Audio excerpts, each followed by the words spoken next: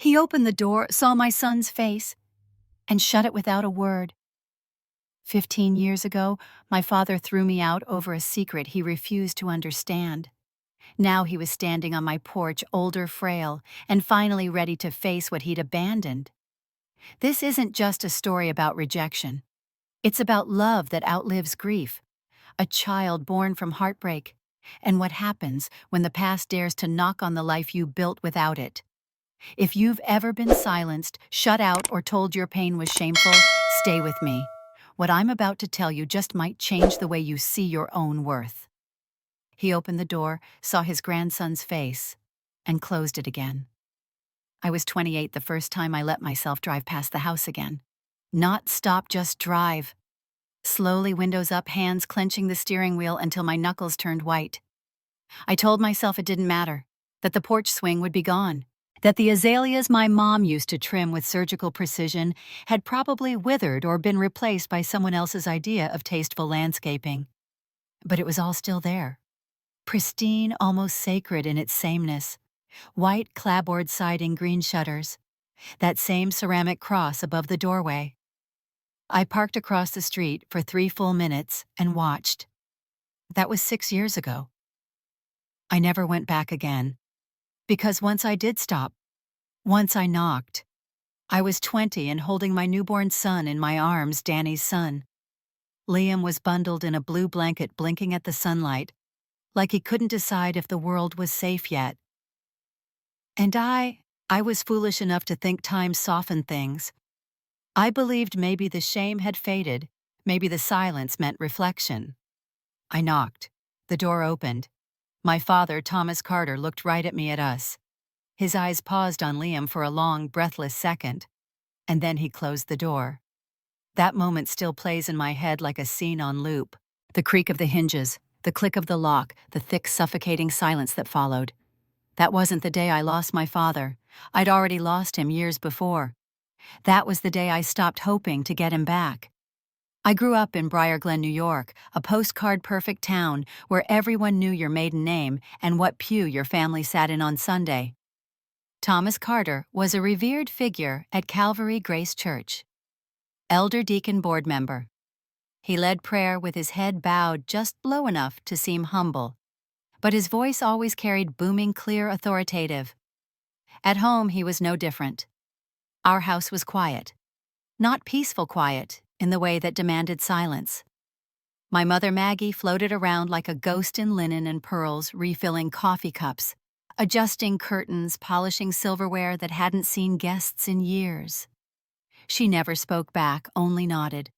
If Thomas was thunder, Maggie was the mist it moved through. Then there was Ben. 2 years older than me, golden boy, quarterback honor roll, youth group leader. My father's pride hung on him like armor. Everything Ben touched turned to applause. Everything I touched turned to scrutiny. If I got a 95, my father asked what happened to the other 5 points.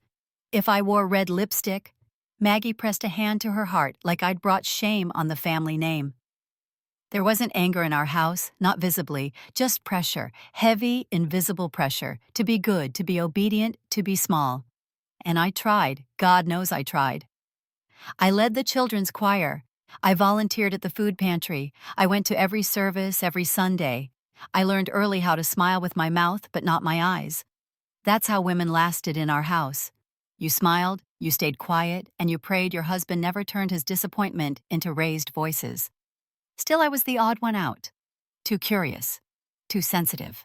I asked too many questions in Sunday school, like why women couldn't speak from the pulpit, or why grace seemed to stop at the edges of our family. My questions were always met with that same condescending tone, Rachel, some things aren't meant to be questioned. My brother never had to question anything. He was given answers before he knew he needed them. When he turned 16, my father handed him the keys to the family's second car, with a grin and a proud clap on the shoulder. When I turned 16, I was reminded that modesty was more important than mileage, and driving wasn't a priority for a lady with good intentions. That was life in the Carter house. Beautiful on the outside, hollow on the inside. When people think about trauma, they picture shouting. violence, breaking things. But mine was quieter. It was being talked about in third person while I sat in the room. It was being left out of family decisions. It was seeing my father's proudest smile reserved for my brother's football trophy while I stood at the side of the church with a perfect attendance pin and no one clapped. Looking back, the emotional neglect wasn't loud, but it was lethal. 1,000 paper cuts to the soul. So when I stood at that door years later, baby in my arms, hope in my chest, I should have known better. That house never made space for who I really was. It only loved the version of me that was quiet, obedient, and visible. My son cried as we turned back to the car. I remember holding him closer, whispering, "It's okay. You'll never be invisible to me." It was the first promise I ever made to him, and it's the one I've kept most fiercely. I was 17 when I met Daniel Harris, Danny as he preferred. It was junior year, and we were paired up for a literature project on Romeo and Juliet, fitting in a twisted, tragic kind of way. From the very beginning, he felt like a different species from the boys I knew. While they flexed bravado in varsity jackets and bragged about cars and college scouts, Danny walked the halls like a man already mid-story, quiet, watchful, as if he were listening for music no one else could hear. The first time we met up outside of class, we didn't even open the book. We sat at a corner table in the town library surrounded by dusty encyclopedias and the soft hum of fluorescent lights, talking for 3 hours about everything and nothing. His voice was low, slow, full of pauses that made you lean in. He told me he played the cello, wrote poetry at night when he couldn't sleep, and volunteered at the animal shelter because dogs understood silence better than most people. I remember the way he looked at me when I asked if he believed in soulmates. He didn't laugh. He didn't roll his eyes like most 17-year-olds. He just said, "Some people are made of the same fire. You know them when you feel it." I felt it. Over the next 6 months, Danny became my world. And for once, it didn't feel like I was shrinking myself to fit inside someone else's orbit. I was still the church girl, still the obedient daughter at home, but when I was with him, I could breathe. We didn't do what other couples did. No parties, no hallway drama. We stayed up late in diners talking about Salinger and Shostakovich. He played cello for me in his garage, the low hum of strings vibrating through my ribcage like a secret. I once told him he played like he was saying something without needing words. He smiled and said, "That's the point." My father liked him at first. Danny had good grades, opened doors for me, and used "sir" the way Thomas Carter respected. My mother adored his politeness, the way he helped her carry groceries the one time he came by. But they only saw what he let them see, polished, respectful, church-appropriate Danny. They never saw the boy who whispered "I love you" against my collarbone like a vow, or the one who traced the small of my back like it was a map to something he'd dreamed about. We had plans. He'd been accepted to Juilliard with a partial scholarship for music composition. I was planning on NYU only a few subway stops away. We joked about tiny apartments with creaky floors and shared laundry. I wanted to be a pediatric nurse. He wanted to score films. He talked about scoring our life, how he'd write a lullaby for our future daughter, how our love deserved a soundtrack. God, we were so sure. So absolutely convinced the world would make space for us. Then came the bruises. First on his arms, small ones, easy to explain away, bumping into door frames, cello strap pressure. Then the fatigue, the missed rehearsals. One day he passed out in orchestra practice. By then I'd memorized every freckle on his body, but even I didn't see what was coming. It was a Monday when he told me. We were sitting in his backyard, the early October wind curling around our ankles. His hands were cold. "They think it's acute myeloid leukemia," he said. Just like that. No drama, no tears. I stared at him like he'd spoken another language. He shrugged, tried to smile. "They're running more tests. But it's aggressive and already kind of advanced." That was the moment the world changed. I didn't scream. I didn't cry. I just reached for his hand and he let me hold it like he needed to remember he was still here. That night we laid on the floor of his bedroom, our fingers intertwined, and listened to cello sonatas until the sun came up. The treatment started fast. Chemotherapy that stole his curls turned his skin a dull yellow, made his body frail in a way that made me want to scream. And yet he never stopped being Danny. When he was strong enough, he'd play short pieces, even if his hands shook. He wrote poems on napkins and slipped them into my pockets when I wasn't looking. But I saw what he was hiding. The fear in his eyes when he coughed blood. The tremor in his voice when he talked about college as a maybe instead of a given. One afternoon, in a rare moment of strength, he took my hand and led me to the park. We sat on a bench watching kids run by the sky turning soft gold above us. He didn't speak for a while. Then in that familiar low voice, he whispered, "Rachel, I'm not afraid of dying. Not really." I looked at him, eyes already welling. "I'm afraid of being erased, of disappearing completely. I want to leave something behind, something real." I wanted to argue, tell him he wasn't dying, that he'd beat it, that Juilliard was still waiting. But I didn't. Because in that moment, I knew he wasn't asking for reassurance, he was asking for legacy. He was asking for forever. And somewhere inside me, without even fully understanding it yet, I knew my answer. The idea came slowly, like fog rolling over the hills, quiet, almost invisible until you're surrounded. We didn't decide to have a baby in one wild, grief-stricken moment. There was no recklessness, no denial. It was a conversation that began on a hospital rooftop and stretched over weeks, whispered between IV drips and poetry readings and late-night drives when Danny could manage them. "I want to leave something behind," he'd said, and I understood. Not just the words, but the ache beneath them. Danny wasn't clinging to life in fear. He was grieving the version of himself that would never grow old, never raise a child, never get to share his music with a daughter or son. He didn't want to be forgotten, not by me, not by the world. He wanted to plant something living before he faded. At first I thought he meant it symbolically. Music, letters, maybe a memoir.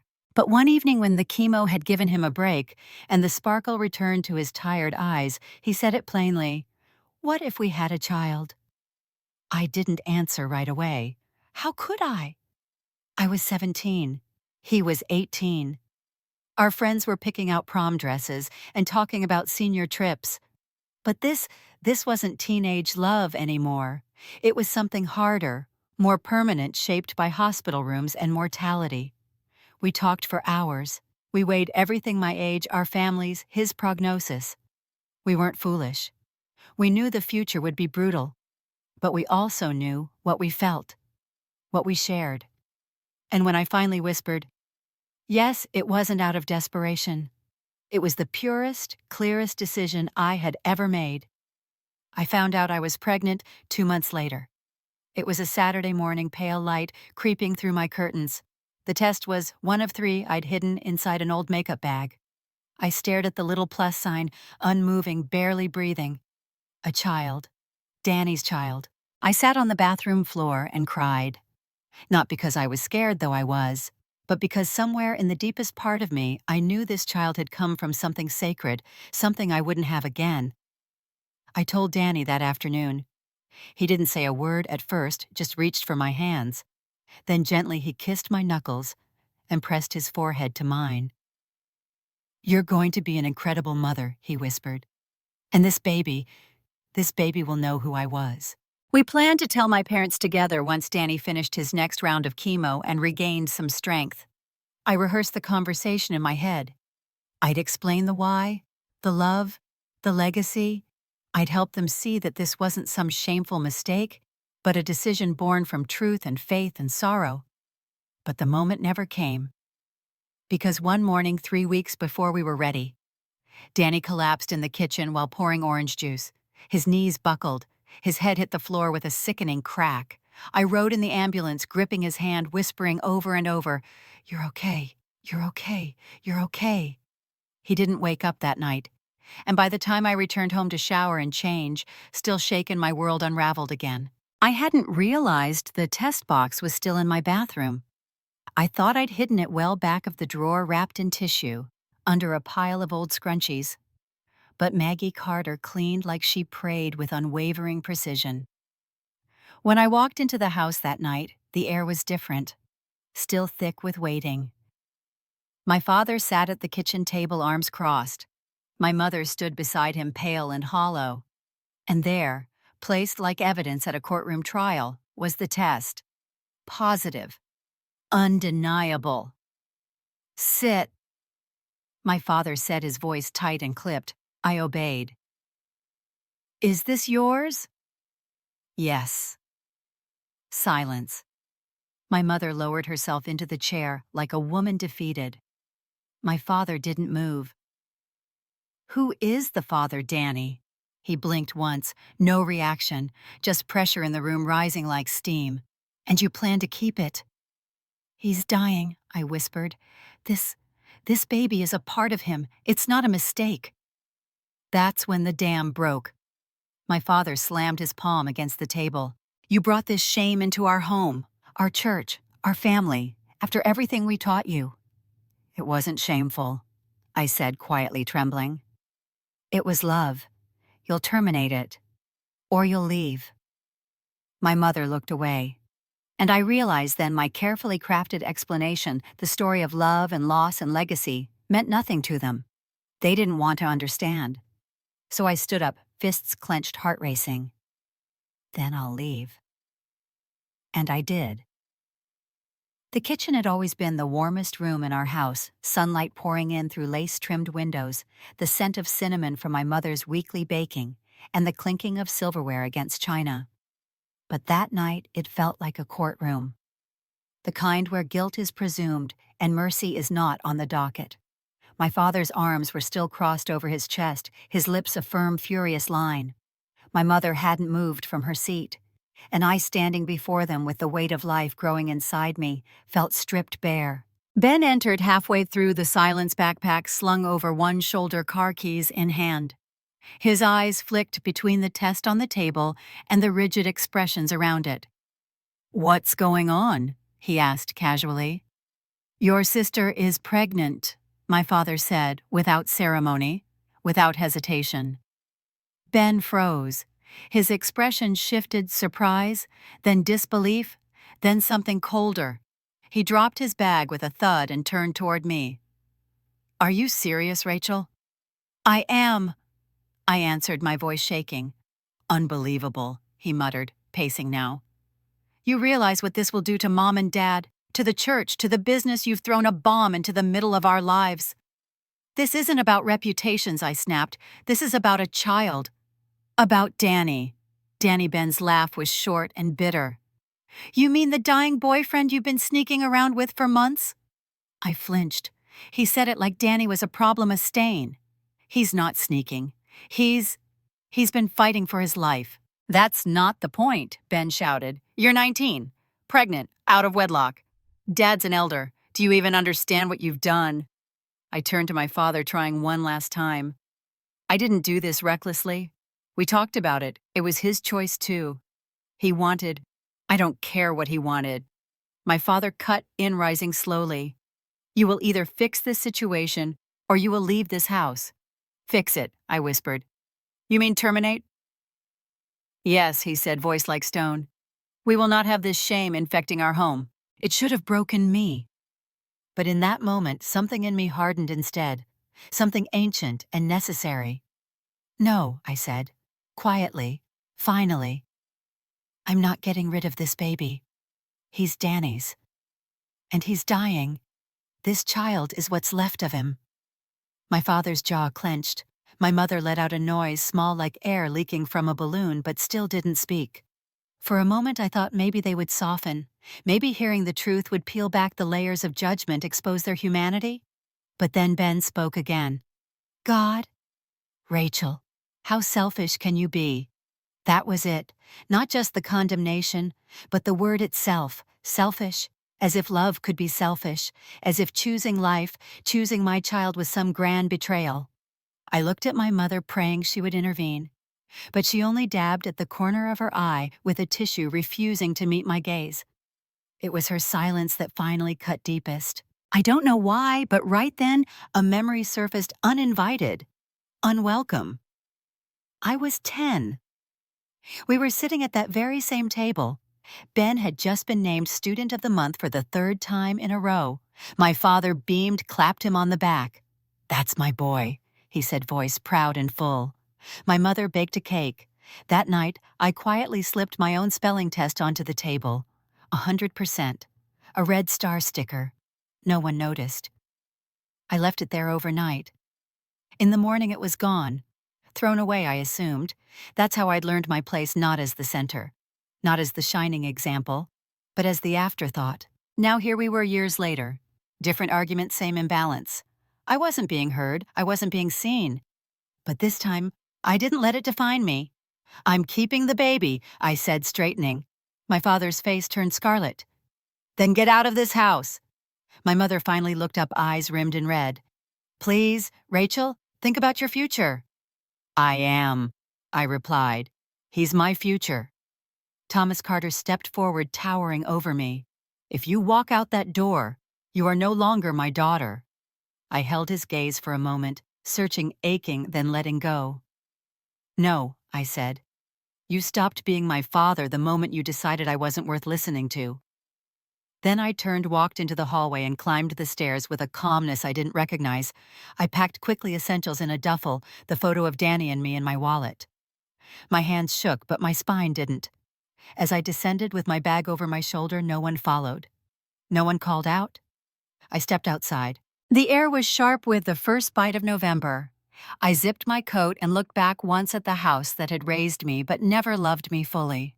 Then I walked into the cold night towards something unknown but real. The first few nights after I left home were the kind you don't forget, not because they were dramatic, but because they stripped you bare.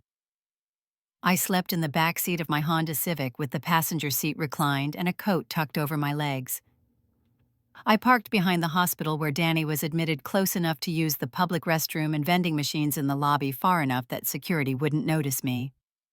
It was late October, and the chill crept in through the cracked window I left open so the glass wouldn't fog. At night, I curled my arm around my belly, not yet a bump, just a quiet secret, and whispered promises to the child growing inside me. "We'll be okay," I'd say, voice breaking. Somehow. By day, I worked whatever shifts I could get. A few hours at the Sunshine Diner bussing tables. Another job stocking shelves from 10 p.m. to 2 a.m. at a corner market. I didn't sleep much. I didn't eat enough. But I had to keep going. I had to be strong for both of us. When Sarah and David Harris found out, they didn't hesitate. I tried to keep my situation from them. I didn't want to burden them, more than they already were, watching their only son fade in front of their eyes.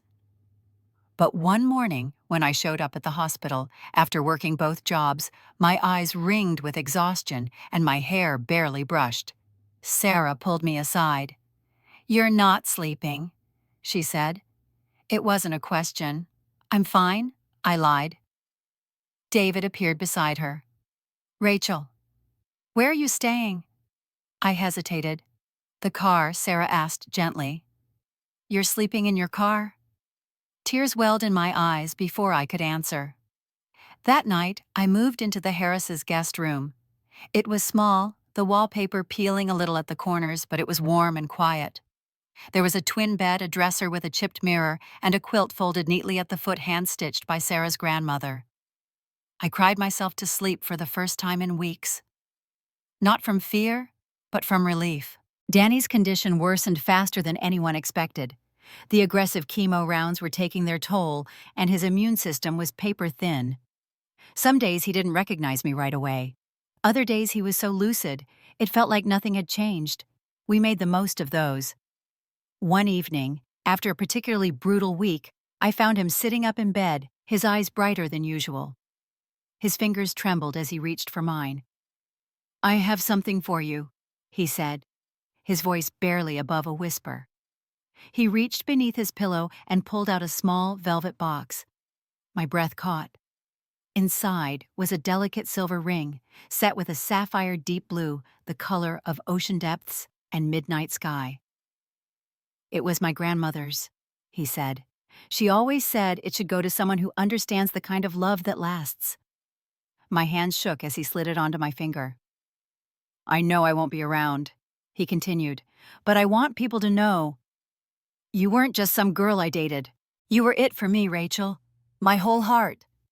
I pressed my forehead to his, trying not to sob. "You'll still be with us," I whispered. "In everything. The last time he felt the baby move was the day before he died. I'd brought him warm socks and lemon ice, his new favorite, when he couldn't keep real food down. He was tired, too tired to sit up. But when I placed his hand on my belly, and Liam kicked his lips curled into the faintest smile. "Strong," he murmured. "Like you." We stayed that way for hours. The monitors beeped steadily around us. Nurses moved quietly in and out. But it felt like a sacred bubble. Just us, the baby, the fading echo of cello music playing softly through a speaker by his bed. As midnight approached, he grew quieter, his breathing shallowed eyelids fluttering like candle flames in a breeze. Then with sudden clarity, his eyes opened. He looked at me, not through me, but into me. "Promise me," he said, each word a breath. "Anything," I whispered. "Tell them about me, about us, about how much I wanted to stay. I promise," I said through tears, "every single day." His hand tightened over mine one last time, and then he was gone. The room didn't erupt in sirens or alarms. The machines just slowed, then stilled. Nurses moved with quiet urgency. Sarah and David arrived within minutes. But I knew the moment he left. A piece of my heart left with him. I remember pressing his hand to my stomach one last time. "You'll still feel him," I told Liam. "In music, in me, in every single breath we take." We buried him a week later, surrounded by friends, classmates, teachers, and nurses who had fallen in love with his gentle spirit. I wore the sapphire ring and stood beside his parents as they laid their only son to rest. I wasn't a widow. I wasn't even technically a fiancée. But in every way that mattered, I had lost my partner, my future, my safest place. And still inside me, one part of him remained. Liam came into the world on a storm-drenched Tuesday in early December. I was 8 months along and working a double shift at the diner when the contractions started. At first, I thought they were Braxton Hicks, just tightening, nothing serious. But by hour 2, I couldn't stand without bracing against the counter. Sarah Harris rushed me to the hospital after I called, breathless and panicked. I barely had time to gather my things. I remember the rain pounding against the windshield like drum beats, her hand gripping mine the whole drive, David's voice over speakerphone whispering, "You've got this, Rachel." The delivery was long, painful, lonely. 26 hours. No partner to hold my hand, no mother smoothing my hair, just nurses' machines and the heavy knowledge that the man I loved wasn't pacing the halls or waiting by the door. But then he arrived. 5 pounds, 3 ounces. A mess of dark hair, wide brown eyes. I named him Liam Carter Harris on the spot. When the nurse placed him on my chest, I swore I felt 2 heartbeats, mine, and something else. A presence. "Danny," I whispered. "He's here," into the soft curve of Liam's ear. "You're here." Sarah and David stayed for 2 weeks, helping where they could. They brought meals, cleaned bottles, held Liam so I could sleep for more than 20 minutes at a time. But I could see the strain behind their tired eyes. One morning over coffee, Sarah sat beside me on the couch, folded her hands, and told me David had been offered a job in Arizona, one they couldn't afford to turn down, a chance at stability after so much loss. They were moving in 2 weeks. My throat tightened. I nodded, told her I understood, because I did. But inside I was already unraveling. Before they left, Sarah kissed Liam's forehead and whispered, "You'll always be our link to him." David promised to send money when they could. They packed their car in the snow and disappeared down the street with one last wave from the rearview mirror. And just like that, I was alone. I tried to find strength in routine. Feeding every 3 hours, diaper changes, walking Liam around the block wrapped in my old wool scarf. I'd sing to him when the nights got long, hummed lullabies Danny had composed on napkins during chemo. But the weight pressed heavier each day. The unpaid bills, the stack of applications I couldn't follow through on, the isolation, the noise of motherhood in a vacuum, desperate for connection. I mailed a photo to my parents, Liam wrapped in Danny's old blanket staring solemnly at the camera, with eyes too wise for someone so new. I wrote on the back, "Your grandson, Liam Carter Harris, born December 12th. No reply. Weeks passed in silence. One Sunday, driven by something I couldn't name. Hope, delusion, grief. I dressed Liam in his warmest onesie and drove to Briar Glen. The house looked exactly the same. White siding, blue shutters, the ceramic cross still above the door. I parked by the curb and sat for a full minute, trying to calm the tremble in my fingers. Then I walked up the steps and knocked. The door opened. My father stood there. Grayer now, more lines around his mouth, but still tall. Still rigid. His eyes dropped to the bundle in my arms. For 1 second, I thought I saw something flicker there. Something soft. Maybe recognition. Maybe regret. Then his jaw tightened. "We have nothing to say to you," he said. His gaze avoided Liam entirely. Before I could speak, the door shut in my face. I stood there, heart-pounding wind cutting through my coat. I turned stunned and caught movement in the window. My mother's face just for a moment, pale peeking from behind the curtain. Then gone. I started back toward the car, holding Liam closer to my chest, whispering, "It's okay. We're okay." But I was lying. To him. To myself. As I reached the driveway, Ben pulled up. I hadn't seen him in almost a year. He got out, phone in hand, keys in the other. Our eyes met. "Ben," I said, voice raw. "This is Liam." He looked from me to the baby. Then, like a stranger passing someone he didn't recognize, he walked right by. Not a word, not a glance back. I made it halfway down the highway before the tears hit big choking sobs. I couldn't hold back anymore. Liam stirred in the car seat, fussing. Then the coughing started. High-pitched, persistent. I reached back to touch his forehead. Burning. My heart dropped. I turned toward the emergency room. Rain began to pour fast and loud. My wipers screeched across the windshield. The heater barely worked. Liam's cries sharpened. And then, a grinding noise, a hiss of smoke. The car jerked, shuddered, died. I steered to the shoulder, frantic, tried the ignition. Nothing, not even a click. I slammed the wheel with both palms. I was on the side of the road. My baby was burning up, and I had no one left to call. "I can't do this," I whispered, forehead against the steering wheel. "I can't do this alone." A tap on the window. I looked up, startled. Mrs. Thompson, my old Spanish teacher. Her face lined with worry, her umbrella tilted against the storm. "Rachel," she said, knocking again. I rolled the window down, half in disbelief. "I saw your car and recognized you. Are you all right?" "My baby? He's sick," I choked out. "And the car." Without hesitation, she pulled open the passenger door. "Get in," she said firmly. "I've got you." Mrs. Thompson's basement wasn't big. It had low ceilings and smelled faintly of cedar and old textbooks.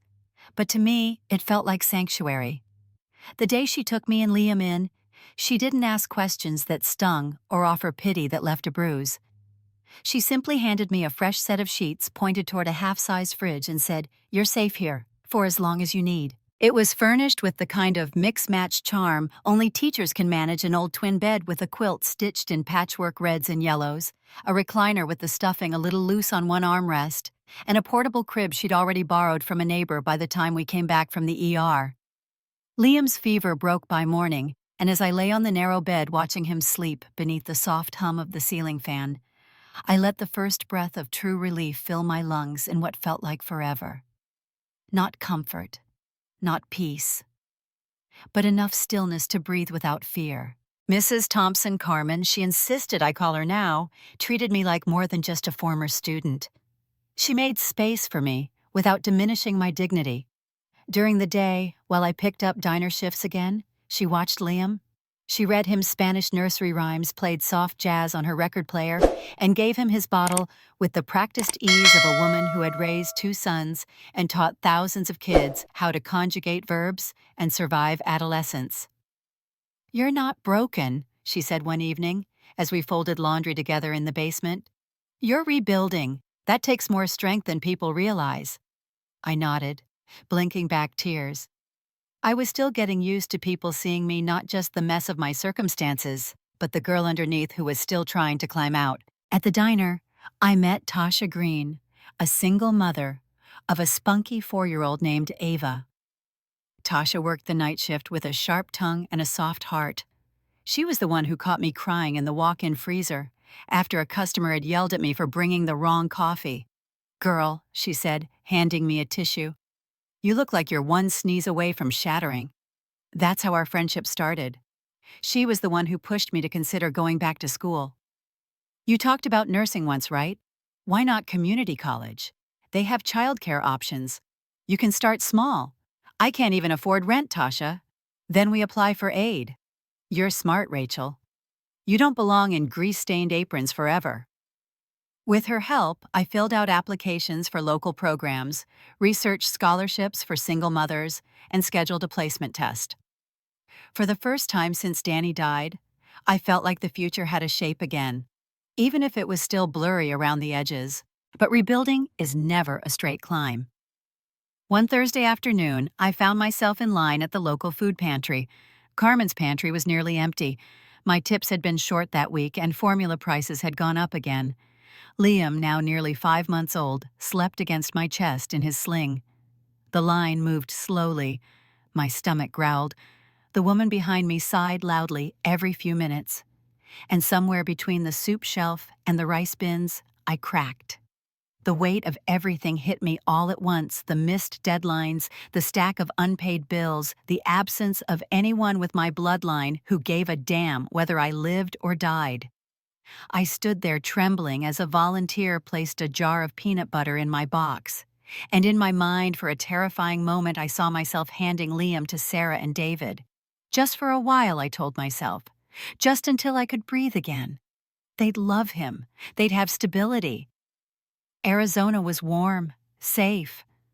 What if that was the better choice? I couldn't think. I couldn't move.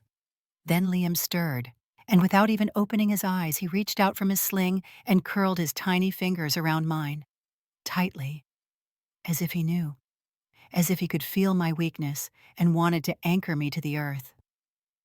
I looked down at him, tears spilling onto my cheeks, and I whispered, "Okay, okay, I'm still here." That night back in the basement, I held him for hours. I didn't put him in the crib. I sat in the recliner and rocked him slowly, listening to Carmen's muffled footsteps upstairs and the steady rhythm of Liam's breath against my chest. I didn't have everything figured out, but I had this basement. I had school on the horizon. I had Tasha and Carmen. And I had this boy, this living, breathing piece of Danny who saw me as home.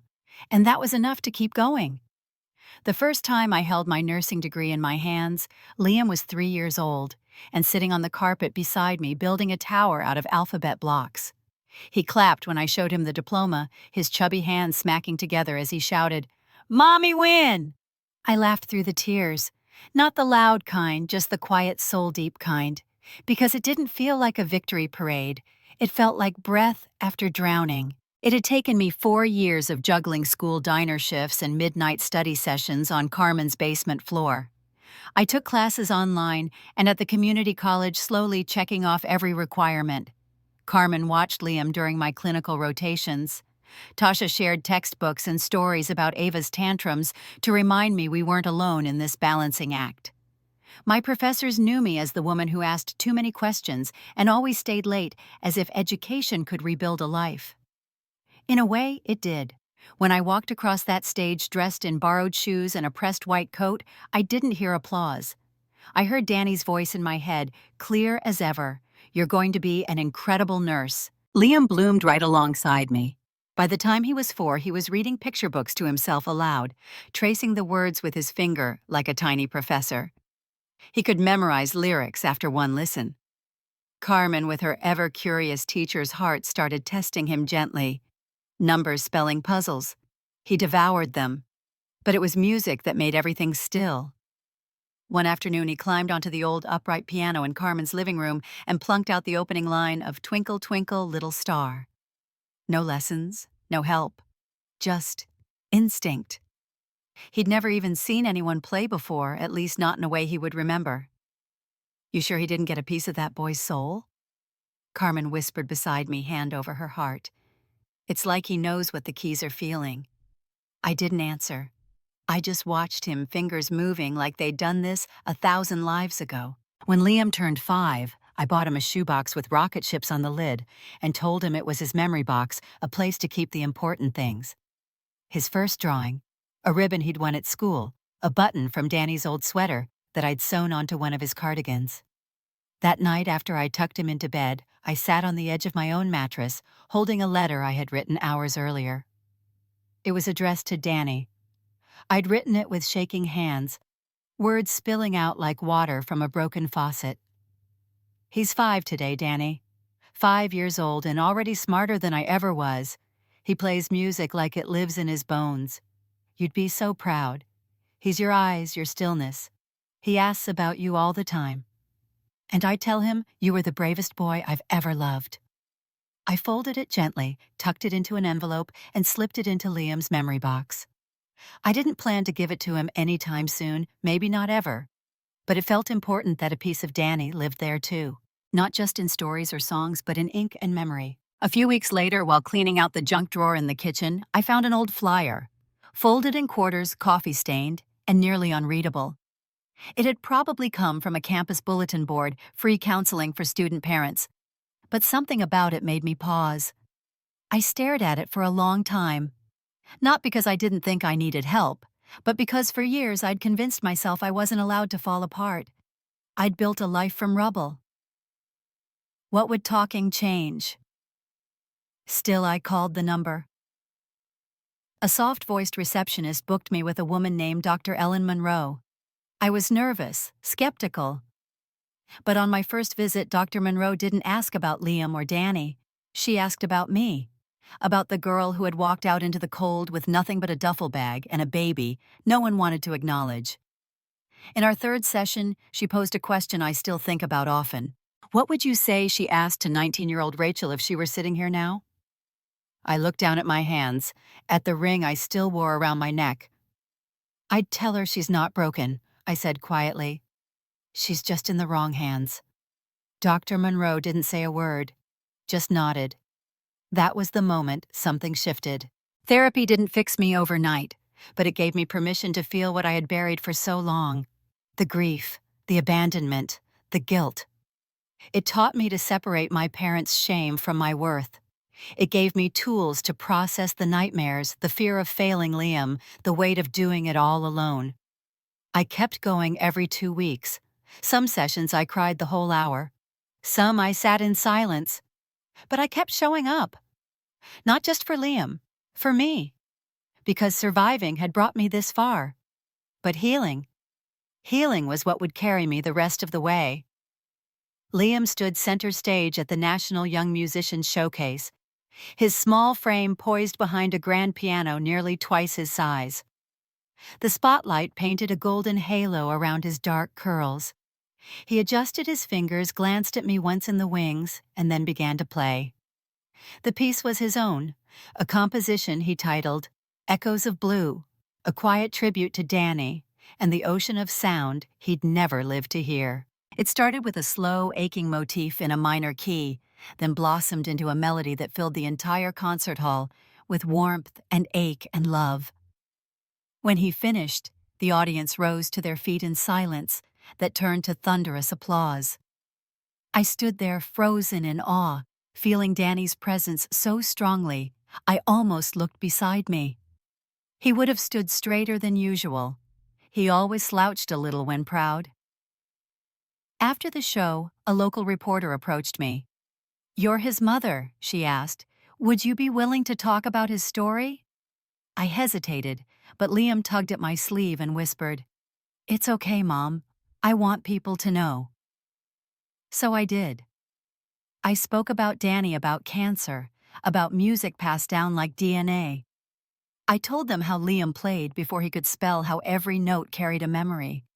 I mentioned the pharmaceutical company that had created a breakthrough drug using data from Danny's case and the small settlement we'd received as part of the Research Ethics Fund. By the end of the week, the piece aired on our local news channel, From Grief to Greatness, how one young musician turned loss into legacy. The segment was short, but it opened 1,000 doors. One of them was an email. Subject line saw the story. It was from Ben. I hadn't seen his name in my inbox in over a decade. My hand hovered over the mouse for a long time before I clicked. Rachel. I don't know how to say this except plainly. We saw the segment about Liam. He's extraordinary. I'm sorry it took something so public for us to reach out, but Dad's been sick. Heart issues. He's been different lately. We'd like to meet him if you'll allow it. No pressure. Just think about it. I stared at the screen. My chest tightened. Not with rage would have been easier, but with the sharp, sudden weight of memory. A few days later, Liam sat on the floor sorting through his memory box, now bulging with photos, crayon sketches, old recital programs, and the birthday letter I'd written to Danny. Mom, he asked, holding a picture of David and Sarah Harris. I have Grammy and Papa. Do I have the other kind of grandparents? I turned toward him, folding a dish towel in my lap. You do, I said carefully. But they chose not to be part of our lives. Why? I opened my mouth, closed it again, then sighed. Because sometimes people love you too late. Sometimes their fear is louder than their love. Liam frowned, thinking deeply like he always did. Would I want to meet them? That's up to you, I said. But I'll never let anyone into your life who doesn't make you feel safe. He nodded slowly. Okay. I trust you. That night I sat at the kitchen table with Carmen and read Ben's message again. Then I read it out loud. You don't have to respond, she said gently. You don't owe them a damn thing. I know, I whispered, but she continued, if that little boy ever asks about them again. And if the answer is that you never gave them the chance to make things right, can you live with that? I stared down at the table, the old wood worn from years of meals and confessions. No, I said. I can't. With the remainder of the pharmaceutical settlement, I had already begun laying the groundwork for something permanent. The Danny Harris Foundation, dedicated to supporting young families affected by pediatric cancer. Our first initiative was a housing grant for out-of-town families who couldn't afford to live near their child's treatment hospital. A second would fund music therapy programs in pediatric oncology wards. Legacy wasn't just about Liam anymore. It was about community, continuity, compassion. But the email from Ben was different. It wasn't about programs or money or even closure. It was about blood. It was about whether the past had earned the right to touch the present. I wrote back a week later. Ben, thank you for reaching out. I'm sorry to hear about Dad's health. I've told Liam the truth about our family and why he hasn't met them. I'm open to a conversation, but there will be boundaries. He's not a second chance. He's a person. One I've protected his whole life. If this is about guilt, I suggest starting with honesty. Rachel. No response came for several days. I didn't expect one, but when it did, it was careful, measured. You're right. We were wrong. We'll do whatever it takes to earn his trust, one step at a time. That Sunday, Liam sat beside me on the piano bench playing a duet we'd been working on, my clumsy left hand balancing his bright, agile right. He smiled up at me. I think Danny would like this one. I smiled back. He'd love it. And I let the music answer the questions that still lived in my bones. The day they came to dinner, I rearranged the living room furniture 3 times. Not because it needed changing, but because I didn't know what else to do with the knot of nerves in my stomach. The table was already set, rosemary chicken in the oven salad, prepped extra napkins folded the way Carmen always did. Liam stood at the piano, tapping out soft notes like he was testing the air. You sure you want to do this? I asked him. He nodded, adjusting his collar in the reflection of the window. If they're going to know me, they should hear me first. At precisely noon, a silver SUV pulled into the driveway. I watched from the window as they stepped out, Ben first looking taller than I remembered, then my mother Maggie still pristine in beige slacks and a cardigan, and last my father, Thomas Carter. He walked slowly, cane in hand, his once imposing frame now slightly stooped. His mouth was set in a firm line, but his eyes looked older, not just in years, in something heavier. I opened the door before they could knock. "Hi," I said. "Rachel," my mother whispered as if saying my name aloud might break something. "You look beautiful." "Please come in," I replied, stepping aside. They entered slowly, taking in the space like they'd crossed into a different world. The framed art on the walls, Liam's school awards, the light pouring through the tall windows. And then they saw the photo. It hung above the piano, a black and white portrait of Danny taken 2 months before he got sick. His smile radiant, his eyes full of life. My father stopped walking. His fingers gripped the cane tighter. His lips parted, but no words came. He simply stared. "That's Liam's father," I said quietly. "Danny." Liam stepped into the room right on cue, wearing a navy sweater vest and jeans. He stood tall for someone so small. "Hello," he said, extending his hand. "I'm Liam. It's nice to meet you." My mother's hand flew to her mouth. My father looked as if someone had punched the air out of him. They saw it instantly, the resemblance. The jawline, the calm eyes, the quiet gravity, the way he stood with his weight slightly to one side, just like Danny always had. My mother stepped forward first. "I'm Margaret," she said through trembling lips. "Your grandmother. May I hug you?" Liam looked at me. I nodded gently. He took a step forward and allowed her to wrap him in a tentative embrace, patting her back in the stiff way young boys do when they're not sure what to do with adult emotions. My father reached out next, his hand shaking as it closed around Liam's. "I'm Thomas," he said, voice husky. "Your grandfather, if you'll have me." Liam nodded once, then turned toward the piano. "Would you like to hear me play something?" He sat, adjusted the bench, and began. It wasn't a complex piece, just a simple, soft melody he'd written himself, a blend of major and minor notes that somehow said everything we hadn't yet spoken aloud. The room held its breath. When he finished, the silence lingered. Then I spoke. "I think we should talk," I said, gesturing toward the couch. We sat, me and Liam on one side, my parents on the other, Ben between them. "You didn't just miss a few years," I began, voice calm. "You missed everything." They didn't interrupt. Danny had leukemia. We found out right after graduation. He was already in late stage by the time we got the diagnosis. He wanted to leave something behind. We made the choice together to have a child. I paused. My mother was already crying. "I was going to tell you. We planned to do it right." But then he collapsed. I never got the chance. And when you found out, you didn't ask. You judged. You told me to fix it. Or leave.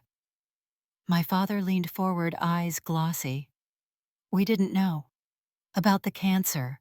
We thought—" "You didn't want to know," I said, cutting him off. "You wanted to protect your name, your place in the church. But not me. Not your daughter." Ben cleared his throat but said nothing. "You told me I wasn't your daughter anymore?"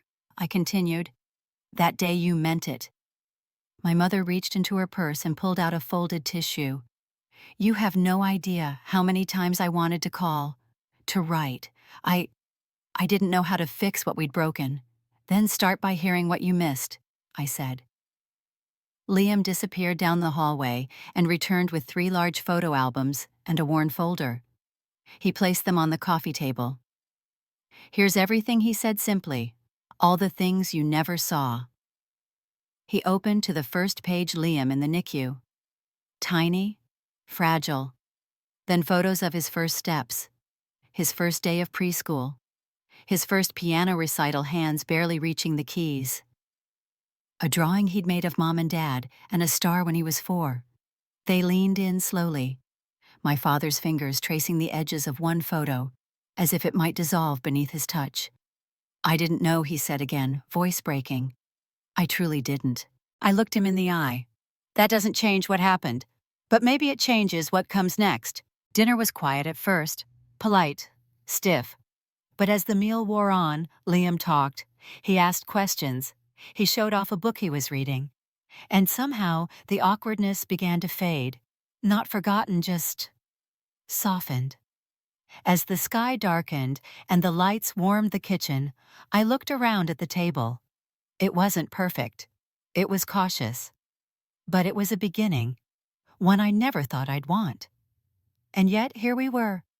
Forgiveness didn't come all at once. It came in pieces, quiet, deliberate decisions to open the door an inch wider, to let the light in without letting the past rewrite itself. After that first dinner, I agreed to try. Not to forget, not to pretend, but to begin something new slowly on my terms. We met every other Sunday for lunch at a cafe halfway between my house and theirs. We didn't talk about the past, not at first.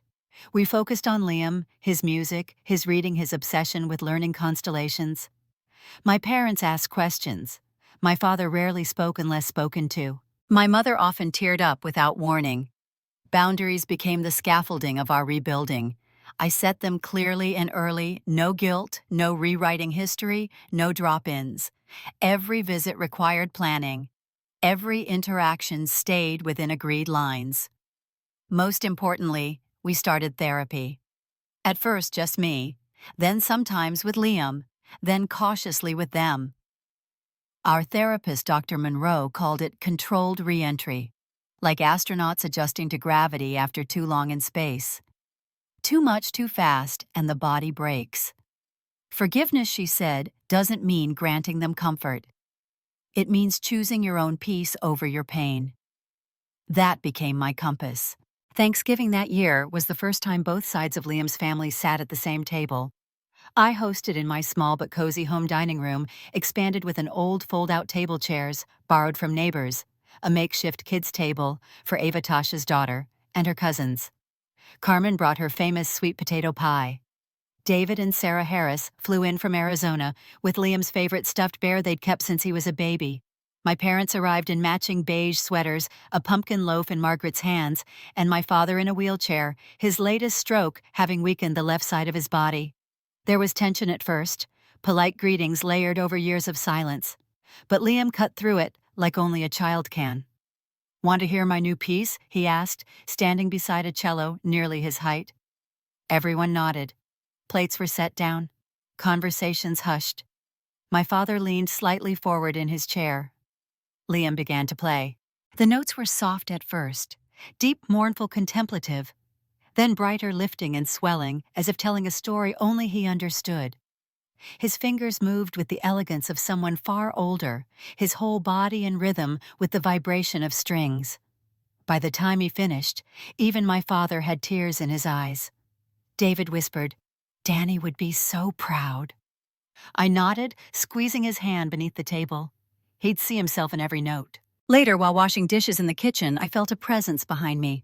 It was my mother. She held something wrapped in tissue paper.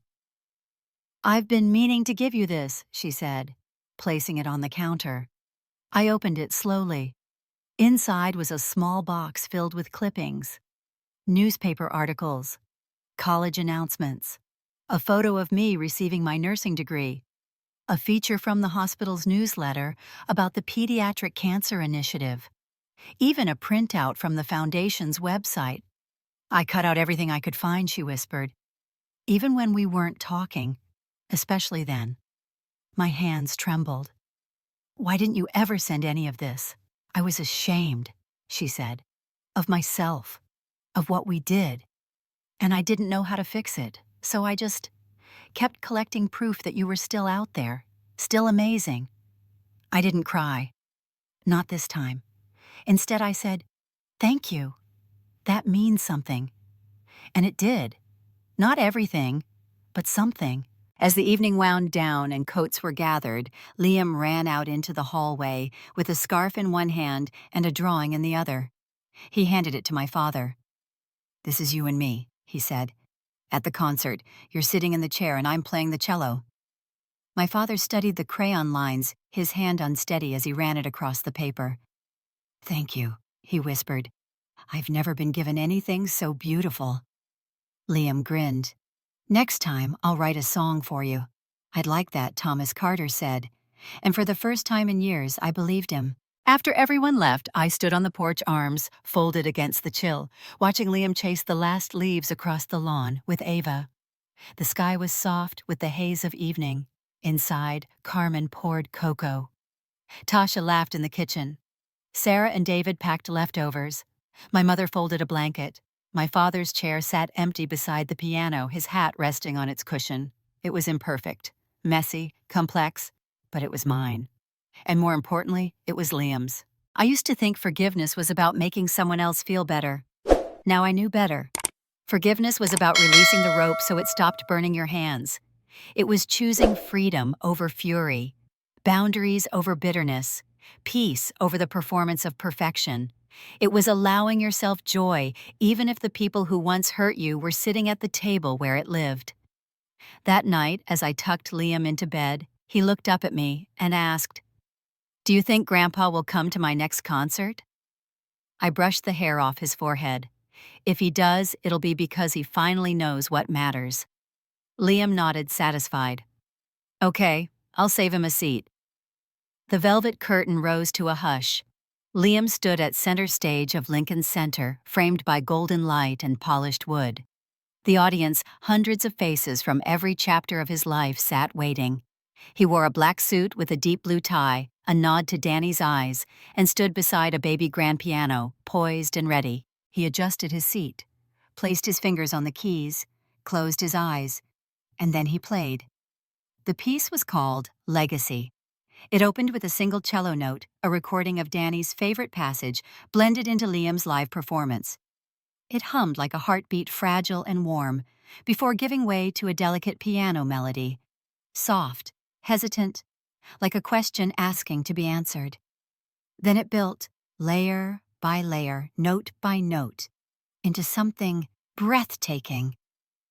A conversation between grief and hope. The cello faded and returned like a memory, dancing in and out of Liam's harmonies. Some in the audience cried openly. Others sat still, jaws clenched, eyes wide. And when it ended, Liam held the final note, just long enough for silence to become sacred. The standing ovation was instant, powerful, but Liam didn't bow right away. He looked to the side of the stage, at me, and smiled. I stood backstage, hands pressed to my chest.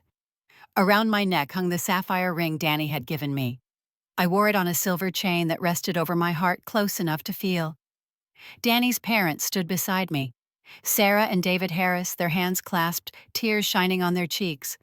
Carmen was there too, seated just behind us, her eyes full of pride. My parents, now quieter, more observant versions of who they used to be, sat in the front row beside Ben and his family. All of us, stitched together by time and choice, shared the same breathless awe.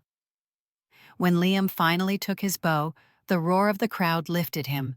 After the concert, in a small dressing room draped in velvet and light, I waited with Liam.